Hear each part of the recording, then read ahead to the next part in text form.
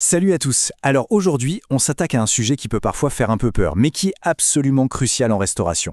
Le fameux plan de maîtrise sanitaire ou PMS pour les intimes. Mais oubliez l'image de la paperasse et des contraintes. On va voir ça comme ce que c'est vraiment, le secret d'un établissement qui tourne, qui protège ses clients et qui bâtit une réputation en béton. Voilà la grande question. Une cuisine, elle doit être prête pour le coup de feu, bien sûr, mais est-ce qu'elle est aussi prête pour un contrôle sanitaire surprise ? Parce qu'au final, la confiance d'un client, ça se gagne avec de bons petits plats, mais ça se garde avec une hygiène irréprochable. Alors voyons ensemble comment ce fameux plan peut devenir votre meilleur allié. Bon, pour s'y retrouver, voilà notre programme. On va décortiquer le PMS en plusieurs grands chapitres, des piliers super logiques. Vous allez voir, c'est un peu comme une recette de cuisine. Une fois qu'on a bien compris les étapes, eh bien tout devient plus simple et ça roule tout seul. Allez, on entre dans le vif du sujet. Le plus important, c'est de changer de perspective. Le PMS, ce n'est pas une punition, c'est une stratégie. C'est votre plan de match pour jouer dans la cour des grands, en assurant à la fois la sécurité et l'excellence. En gros, le PMS, c'est le mode d'emploi de votre cuisine. C'est le document qui rassemble toutes les bonnes habitudes, toutes les procédures et surtout toutes les preuves que vous faites tout ce qu'il faut pour garantir la sécurité alimentaire. C'est la fondation de tout l'édifice. On attaque avec le premier pilier et c'est la base de tout, l'humain. L'hygiène du personnel, c'est vraiment la première ligne de défense contre tous les risques de contamination. C'est là que tout commence.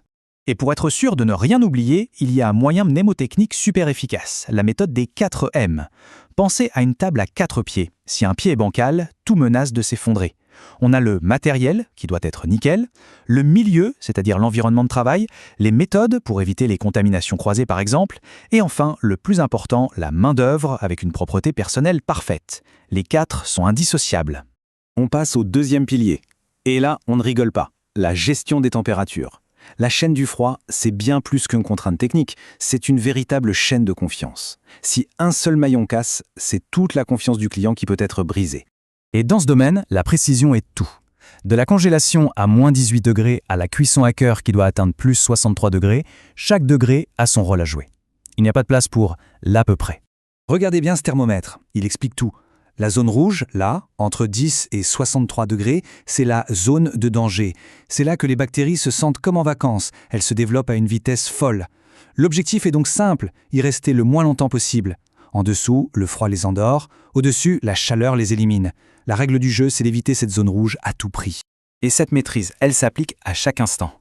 Pour un transport court, un sac isotherme avec des pains de glace suffit. Si ça dure plus longtemps, il faut du matériel plus costaud. Et une fois que tout est stocké, la surveillance est permanente. Notez les températures, que ce soit à la main ou avec des sondes automatiques, c'est la preuve irréfutable que vous maîtrisez la situation. Troisième pilier, la traçabilité. Je sais, le mot fait un peu peur, on pense tout de suite à de la paperasse. Mais en fait, il faut voir ça comme une machine à remonter le temps. En cas de problème, c'est elle qui permet d'identifier la source en un temps record et de limiter la casse.